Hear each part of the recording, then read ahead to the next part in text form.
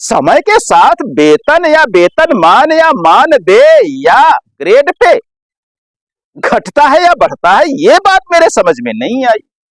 आपके समझ में आई हो तो कमेंट्स करके बताइएगा।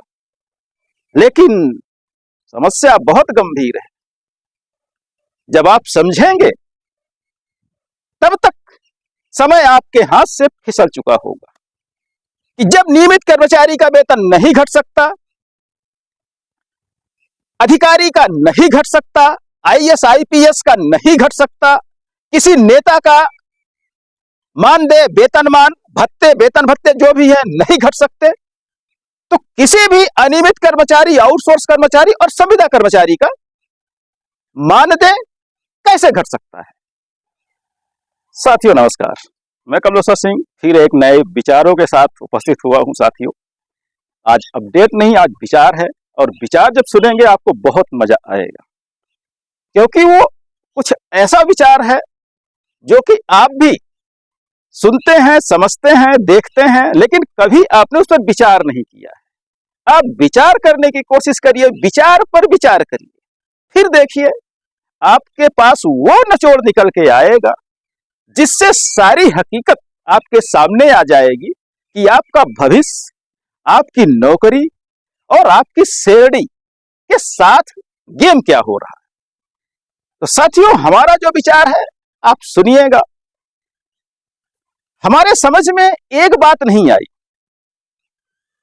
और वो ये है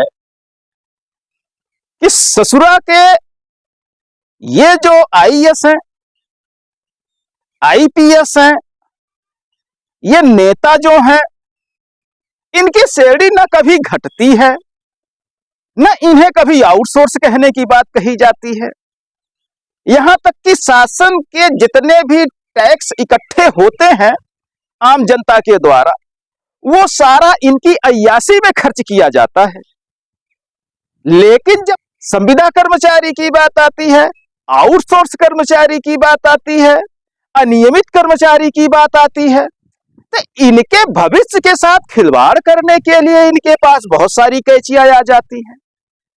अब उदाहरण ही ले लीजिए, अभी आउटसोर्स कर्मचारियों का टेक्सटाइल मिल्स एसोसिएशन ने एक पिटीशन दायर कर दी, तो उसमें सारे मध्य प्रदेश के आउटसोर्स कर्मचारियों के वेतन घटा दी गई।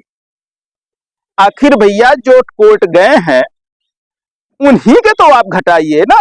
जो कोर्ट गया ही नहीं है तो आखिर उसकी वेतन वृद्धि श्रम मंत्रालय मध्य प्रदेश ने कैसे घटा दी, कौन से नियम से घटा दी। लेकिन आप समझ नहीं रहे हैं, आपस में लड़ रहे हैं। हमारे संगठन के नेता प्रदेश अध्यक्ष बनने के लिए परेशान है, जिला अध्यक्ष बनने के लिए परेशान है, अपने अधिकार के लिए लड़ने के लिए परेशान नहीं। वहीं एक दूसरी घटना संविदा कर्मचारियों के साथ 90% का नियम आया 5 जून 2018 में, जिसमें ग्रेड पे अच्छे खासे दिए गए संविदा कर्मचारियों को। फिर जुलाई 2023 में एक 100% की नीति आई, उसमें वही 90% का संदर्भ दिया गया और 90% के सारे ग्रेड पे को उठा के घटा दिया गया। समय के साथ वेतन या वेतनमान या मानदेय या ग्रेड पे घटता है या बढ़ता है, ये बात मेरे समझ में नहीं आई। आपके समझ में आई हो तो कमेंट्स करके बताइएगा। लेकिन समस्या वहीं की वहीं खड़ी है। आप सिर्फ आवेदन करते हैं, निवेदन करते हैं, और आपके आवेदन निवेदन ठंडे बस्ते में डाल दिए जाते हैं। शासन का काम आप करते रहते हैं, उसके लक्ष्य पूरा करके देते रहते हैं, लेकिन आपके अपना लक्ष्य जो था कुछ पाने का, कुछ अधिक पाने का, अपने परिवार को खुशहाल जीवन देने का, अपने भविष्य को सुरक्षित करने का, अपनी नौकरी को सुरक्षित करने का, आखिर वो लक्ष्य कब आप हासिल करें। लेकिन समस्या बहुत गंभीर है। जब आप समझेंगे तब तक समय आपके हाथ से फिसल चुका होगा। आपस में आप अभी लड़ते रहिए, आपस में लड़ते रहिए। जैसे नेता हमारा विरोध करवाते हैं सारे कर्मचारियों से, तो करवाते रहिए और आपस में लड़ते रहिए। शासन का फायदा तो हो रहा है, एक तरफ शेरडी आपको कम दे रहा है और वो जो फायदा बच रहा है आपकी शेरडी से काट के जो वो कमा रहे हैं उससे उनकी अय्यासी चल रही है और आप और आपका परिवार आंसू भरी जिंदगी जीने को मजबूर है क्योंकि आप आपस में लड़ रहे हैं। एक कहावत भी है, दो बिल्लियों की लड़ाई में रोटी कौवा लेके उड़ जाता है। तो आपके साथ भी यही हो रहा है, लेकिन आप समझेंगे नहीं क्योंकि यहां किसी को प्रदेश अध्यक्ष बनने की पड़ी है, किसी को जिलाध्यक्ष बनने की पड़ी है, किसी को चंदे की पड़ी है